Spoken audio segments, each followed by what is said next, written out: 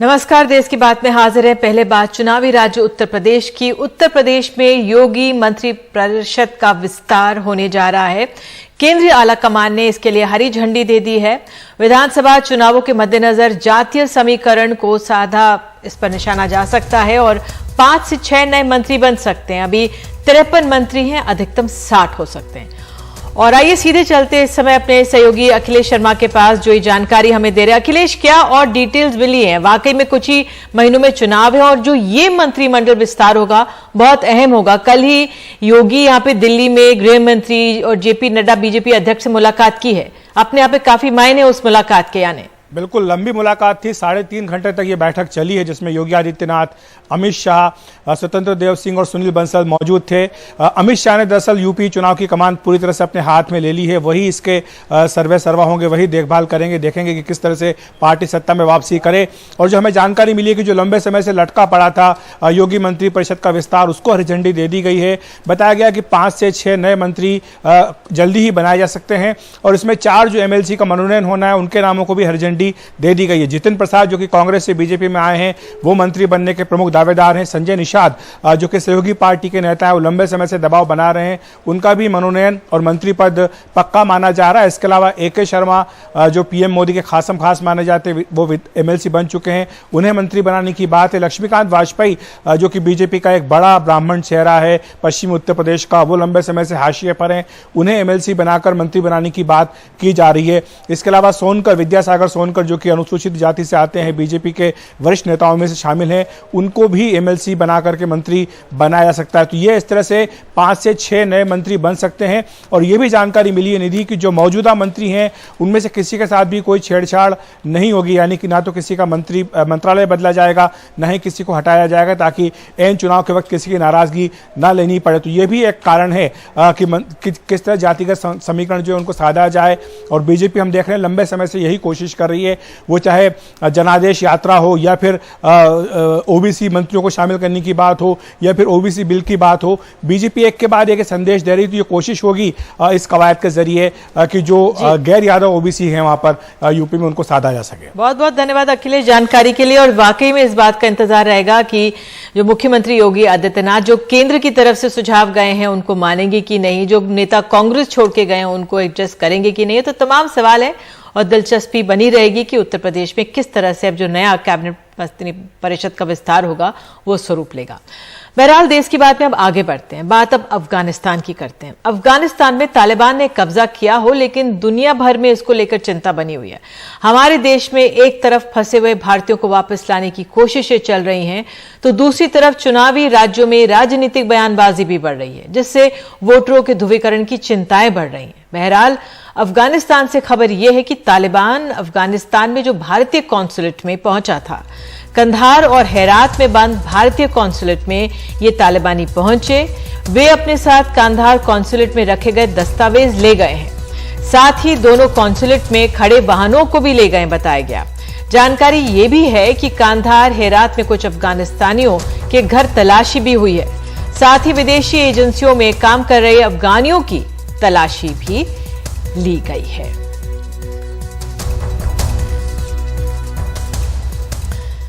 तो बहरहाल, यहां भारत में रह रहे सैकड़ों अफगानी शरणार्थी दूसरे देशों के दूतावासों के बाहर हर रोज इस उम्मीद में खड़े हो जाते हैं कि शायद अमेरिका, ऑस्ट्रेलिया जैसे देश उन्हें अपने देश में शरणार्थी का दर्जा दे दें।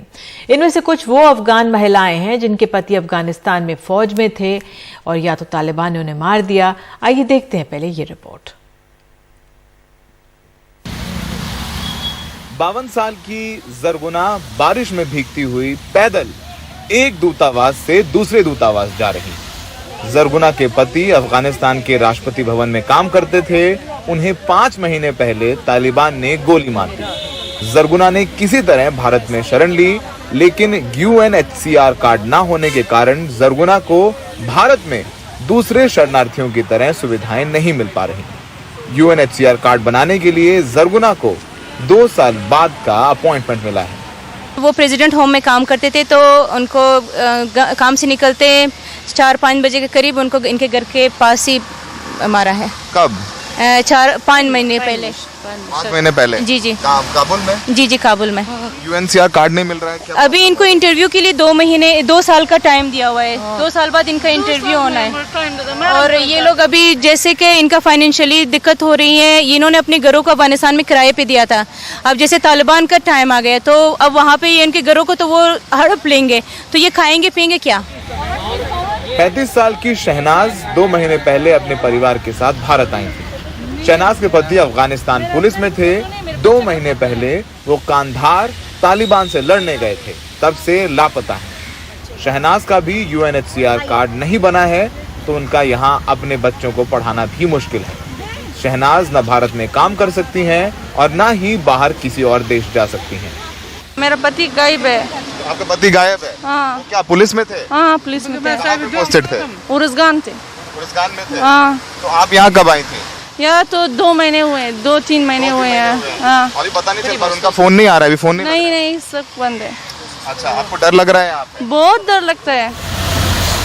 ऑस्ट्रेलियाई दूतावास ने भी दूतावास के बाहर लगे एक पेड़ पर लिखकर टांग दिया है कि वो भारत में रह रहे अफगान शरणार्थी नहीं लेगा। ये नोटिस पढ़कर सब हताश बारिश में भीगते अपने छोटे बच्चों को लेकर यूके दूतावास चले जाते हैं।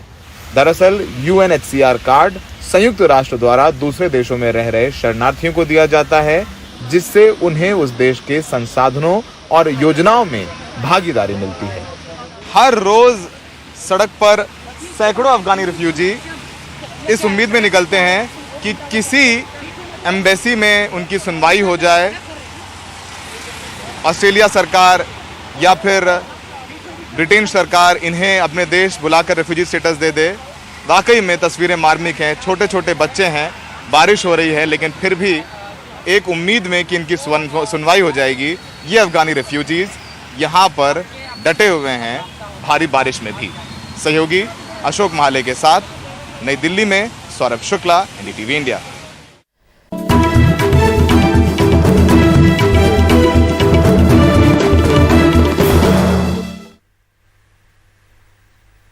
2014 में सुप्रीम कोर्ट ने पश्चिमी महाराष्ट्र में हर साल होने वाली बैलगाड़ी की दौड़ पर रोक लगा दी थी, लेकिन आज सुबह बीजेपी विधायक की देखरेख में सैकड़ों लोग एक जगह पर इकट्ठा हुए और इस दौड़ का आयोजन किया गया। बीजेपी के नेताओं का कहना है कि वो अपनी संस्कृति बचा रहे हैं। महाराष्ट्र के सांगली जिले के वसंत क्षेत्र में जमा हुए ये लोग न केवल कोरोना संक्रमण से बचने के लिए बनाए गए नियमों का उल्लंघन कर रहे हैं, बल्कि सुप्रीम कोर्ट के साल 2014 के उस आदेश का उल्लंघन कर रहे हैं जिसमें अदालत ने बैलगाड़ी की दौड़ पर पाबंदी लगाई थी।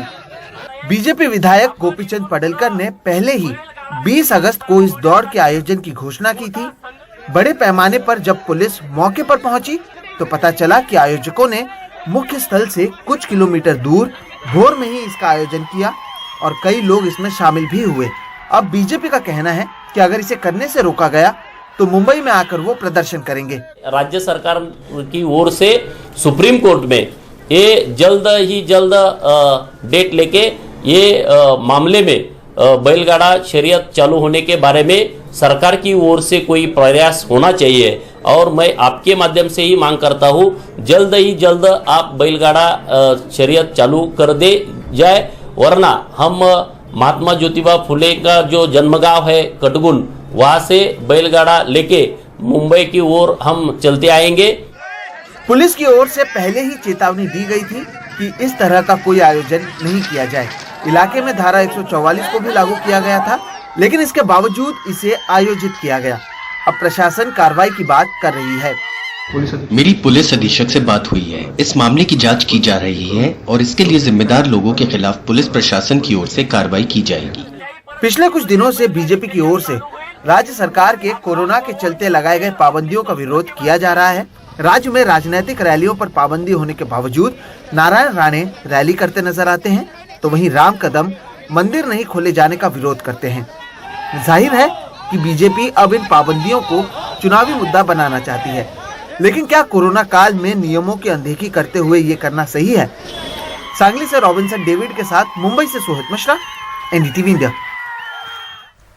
और देश की बात में आगे आपको झारखंड ले चलेंगे। कोरोना के इन 2 सालों में झारखंड में जो स्कूली शिक्षा की हालत खस्ता हुई।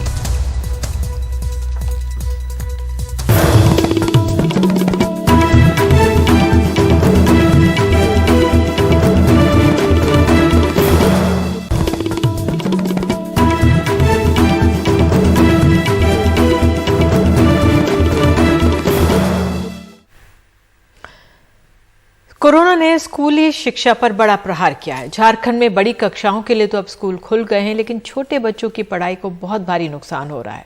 इस प्रदेश में बड़ी तादाद में नक्सली इलाके भी हैं और खामियाजा हर तरफ से इन 2 साल में साक्षरता पर ही पड़ा है, जिससे शिक्षक और छात्र दोनों परेशान हैं।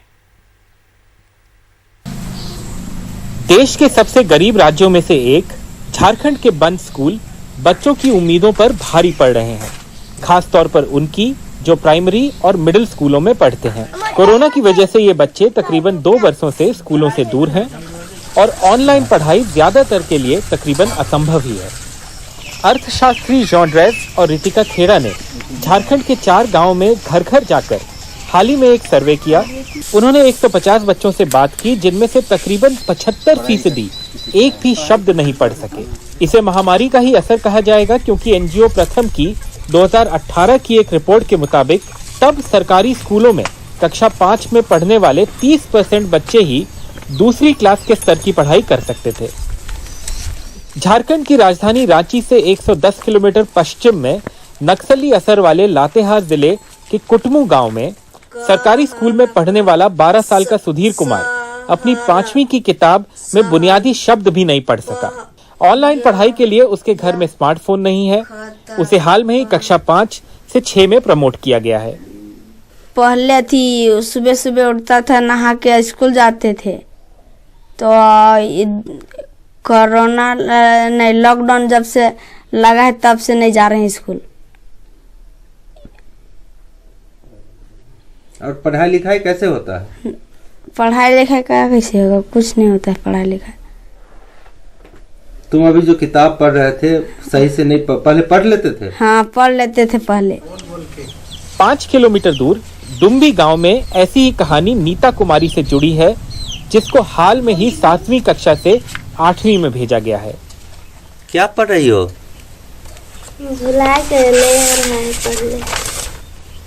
जोर जोर से पढ़ो, क्या जो है पढ़ो। अभी बच्चे लोग कुछ नहीं पढ़ाई कर रहे हैं, सब कुछ नहीं कर रहे हैं। अभी जो पढ़ाई किए हुए थे वो भी भूल गए। भूलिए ना, 2 साल हो गए तो क्या है। एनजीओ प्रथम की report annual status of education या असर 2020 के मुताबिक झारखंड के 70% बच्चे कक्षा 1 से लेकर 8 तक की पढ़ाई सरकारी स्कूलों में करते हैं, लेकिन स्कूल बंद है, शिक्षक गैर हाजिर हैं और सामुदायिक या घर पर पढ़ाई का कोई सही मॉडल न होने की वजह से कोरोना के दौरान सब कुछ बहुत पीछे चला गया है। झारखंड में उन बच्चों के लिए कोई दूसरा इंतजाम नहीं किया गया जो ऑनलाइन नहीं पढ़ सकते हैं। इन बच्चों को ऐसे ही छोड़ दिया गया। हम ये नहीं कह रहे हैं कि सामान्य कक्षाएं फौरन शुरू की जाए, लेकिन हमको लगता है कि स्कूल खुलने चाहिए और शिक्षकों को वहां रहना चाहिए। कम से कम वो बच्चों की पहुंच में तो रहे, ताकि बच्चों के स्कूल के साथ श्रृंखला बनी रहे, जो कुछ हद तक टूट चुकी है। कोरोना का असर कम होने के बाद जब सारे स्कूल खुल जाएंगे तो तकरीबन 2 वर्षों के दौरान स्कूली छात्रों ने जो कुछ खोया है उसे वापस हासिल करना बहुत ही मुश्किल काम होगा। लातेहार के डुम्बी गांव से संजीव के साथ हरिवंश शर्मा, एनडीटीवी इंडिया के लिए। और देश की बात में आगे खबर है, मध्य प्रदेश से चंबल नहर 300 जगह से टूट रही है। बाढ़ से हो रहा है खड़ी फसलों पर असर।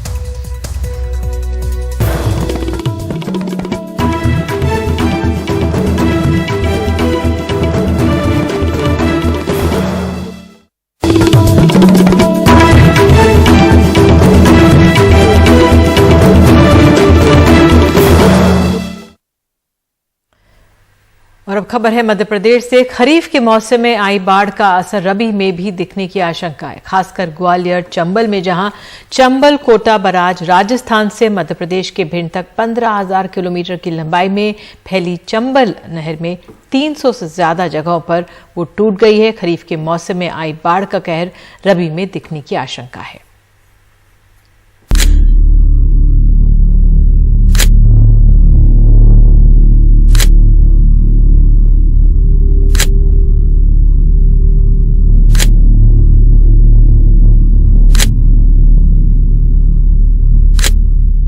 हजार करोड़ रुपए का नुकसान, 315 से ज्यादा जगहों से टूटी नहर, 1 लाख किसानों की लगभग 3 लाख हेक्टेयर कृषि भूमि में सूखे की आशंका।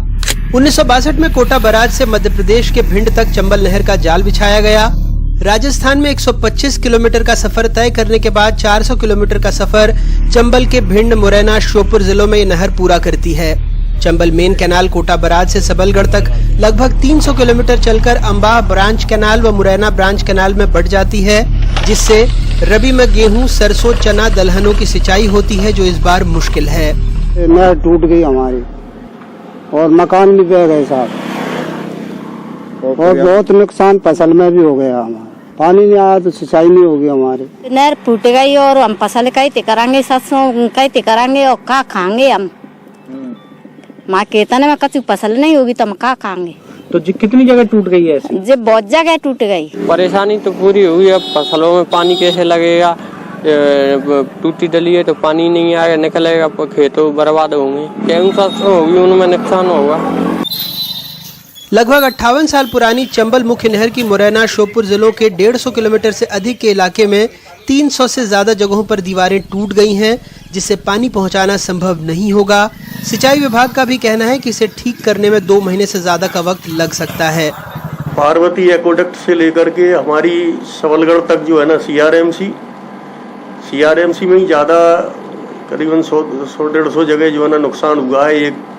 एक दो एक्वाडक्टों का भी नुकसान हुआ है भारी वर्षा के कारण और बाढ़ के कारण। तो इसके सारे जो है ना हमने आकलन कर लिए हैं और इसकी टेंडर की कार्रवाई शीघ्र ही जो है ना की जा रही है। हमारा ये लक्ष्य है कि हम जो है सितंबर के प्रथम सप्ताह में उस पर एजेंसी फिक्स करके अक्टूबर माह के लास्ट तक जो है ना उस काम को कराने की पूरी जो है ना वो कोशिश है, वो कराएंगे। इस नहर को ठीक करने के लिए जनप्रतिनिधि भी सरकार से गुहार लगा रहे हैं। मेरा मुख्यमंत्री से कहना है कि जल्दी से जल्दी कार्रवाई करे, जल्दी से जल्दी बजट भेजे एरीगेशन में, जिसे जल्दी, क्योंकि रबी की फसल आने वाली है। 1.5 लाख किसानों की फसल नष्ट हो जाएगी। हमने पहले भी बताया था कि कैसे 3 दिनों में भारी बारिश में मध्य प्रदेश में 34 करोड़ रुपए के पुल बह गए, जो सिर्फ 5 से 10 साल पुराने थे। चंबल नहर थोड़ी ज्यादा पुरानी है, लेकिन इसके भी कई हिस्से टूट गए हैं। सरकार कह रही है सड़क, पुल, पुलिया बनने में वक्त लग सकता है। सड़कें बनने में, पुल बनने में थोड़ा समय लगेगा। मरम्मत का काम शुरू हो गया है। बिजली लगभग रिस्टोर हो गई, फिर से व्यवस्थित हो गई, क्योंकि ट्रांसफार्मर डूब गए थे, लाइनें ध्वस्त हो गई थी। फिर से वो खड़ी करने का काम हो रहा है।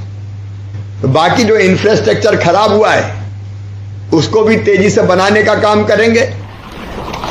मध्य प्रदेश सरकार ने फिलहाल राहत कार्य के लिए 12 मंत्रियों की टास्क फोर्स बनाई है, जिसमें 12 विभागों को जोड़ा गया है। ये सच है कि हाल के वर्षों में ग्वालियर, चंबल में कभी ऐसी बाढ़ नहीं आई और इतना व्यापक नुकसान नहीं हुआ। चंबल में बाढ़ आती भी थी तो धीरे धीरे, जिससे लोगों को संभलने का मौका मिल जाता था, लेकिन इस बाढ़ ने इस बार विभीषिका के अलावा भ्रष्ट तंत्र को भी उजागर करके रख दिया है। मुरैना से उपेंद्र गौतम और भोपाल से कैमरा पर्सन रिजवान खान के साथ अनुराग द्वारी, एनडीटीवी इंडिया।